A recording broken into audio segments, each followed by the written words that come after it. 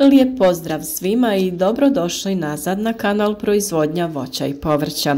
Mjesto gdje vam nudimo sve savjete kako za sebe i svoje bližnje osigurati neiscrpan izvor povrća i voća. Zdravo i ukusno, a iz provjerenih izvora. Naučite uzgajati kako nikada ne bi sumnjali u kvalitetu onog što konzumirate. A naravno, kako bi vaše biljke bile zdrave i otporne, potrebna je i njima hrana. Upravo to je tema današnjeg videa. Alternativna opcija pripreme komposta. Korištenje resursa iz naše okoline. Ovaj put se radi o pripremi komposta od lišća, to jest takozvanog listinca.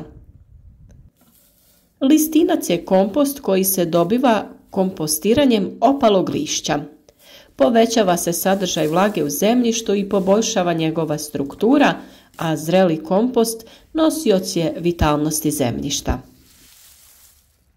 O pripremi komposta od kućnog otpada i ostataka biljaka iz vrta nedavno smo govorili i o tome imate poseban video. Ukoliko su vam naši savjeti korisni, družite se s nama svaki dan. Nagradite nas sa lajkom, pišite vaša pitanja i svakako zapratite kanal kako bi bili u toku sa radovima. Jesen je vrijeme kada se mnogi od nas pitaju šta učiniti sa velikom količinom lišća iz voćnjaka i dvorišta. Nažalost, velik broj ljudi sakupljeno lišće spaljuje i na taj način gubi dragocjeni organski materijal koji je toliko potreban zemljištu. Listinac naime povećava sadržaj vlage u zemljištu i poboljšava njegovu strukturu. Dovoljno je lišće sakupiti i strpljivo čekati njegovo razlaganje. Sakupljeno lišće može se staviti u namjenske vrtne vreće, posebno napravljeno kompostište za lišće ili ostaviti jednostavno na jednoj gomili. No postoji nekoliko koraka kako napraviti kvalitetan listinac. Ono što je obavezno da prilikom prikupljanja lišća treba obratiti pažnju da se prikuplja zdravo lišće koje nije zaraženo patogenima i u kojem nema štetočina ili njegovih prezimljujućih formi. Također poželjno je i prikupljeno lišće prethodno usitniti, ali nije obavezno. Ukoliko je sakupljeno lišće suho, potrebno ga je zaliti vodom i na taj način potaknuti proces kompostiranja. Vlažnom lišću se može dodati zelena trava i manja količina humusa kako bi se ubrzao cijeli proces.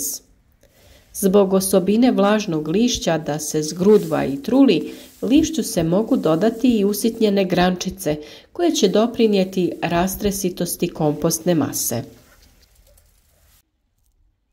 Brzina kompostiranja ovisi o vrsti drveta.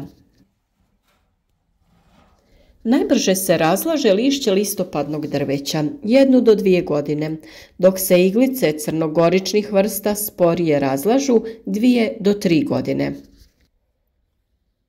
I sam sadržaj mineralnih tvari u lišću varira u ovisnosti od vrste drveća, tla i klimatskih karakteristika područja.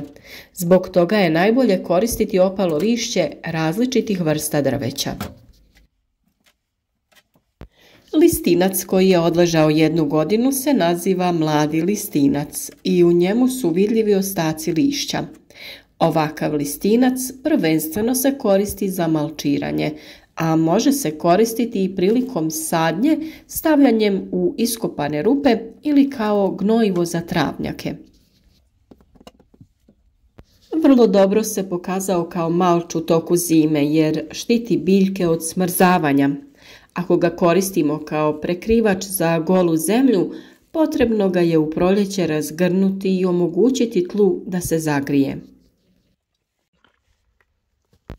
Ukoliko je listinac odležao 2 godine, tada je zreo listinac i predstavlja visoko vrijedno organsko gnojivo. Takav listinac je tamno smeđe boje i mrvičaste strukture. Koristi se i kao malč, ali i u mješavinama za sađenje rasada, cvijeća ili kao organsko gnojivo. No treba imati na umu da listinac od iglica četinača zakiseljava zemljište. Listincu od iglica četinača je potrebno i 3 godine da se u potpunosti razloži i ovakav listinac zakiseljava zemljište te se koristi za malčiranje i gnojenje onih kultura koje zahtijevaju takvo kiselo zemljište. Najbolje ga je praviti odvojeno od listinca listopadnih vrsta.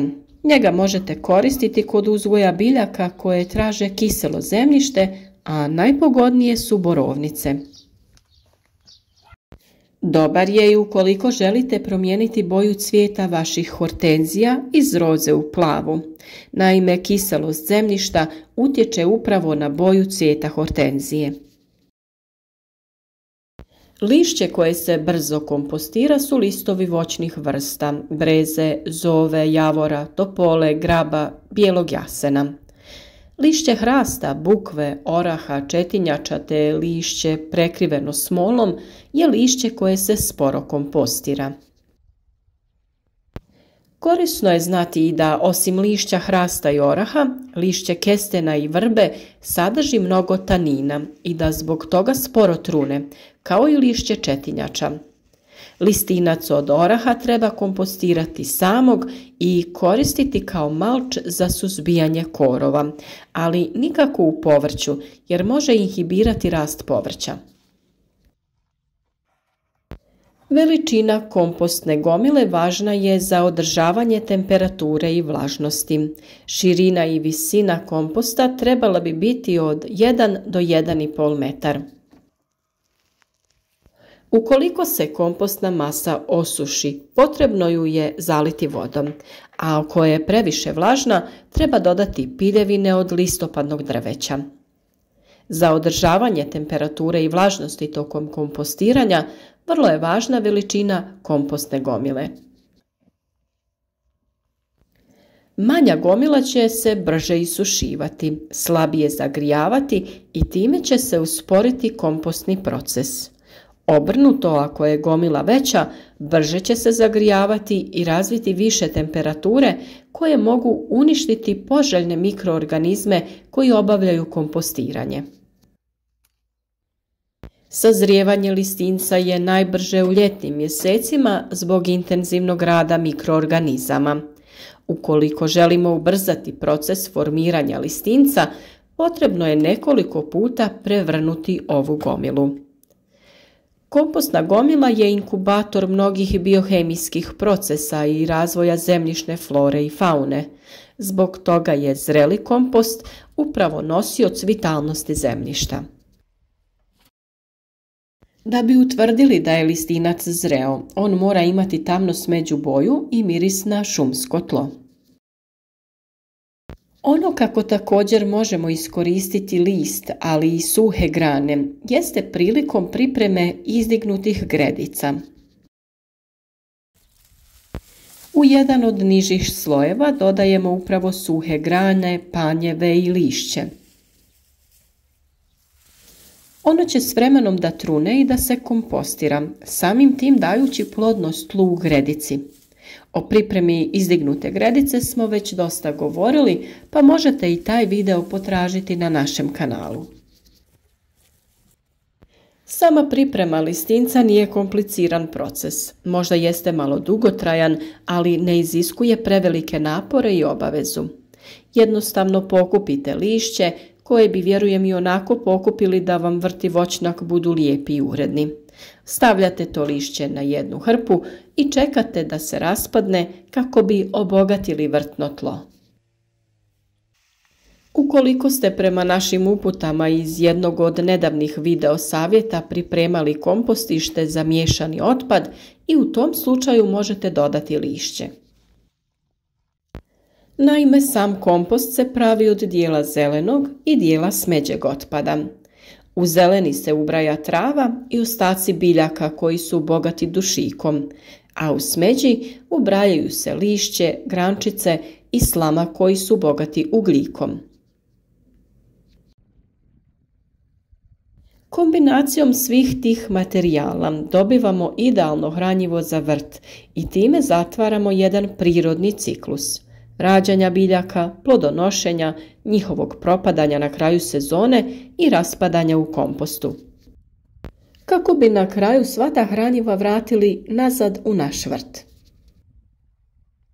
Kvalitetna prihrana je ključ zdravih i otpornih biljaka, pa ukoliko i vi želite biti što uspješniji, ostanite s nama i u narednoj sezoni. Predložite naše videe prijateljima i zajedno uzgajajmo biljke od sjemena do ploda.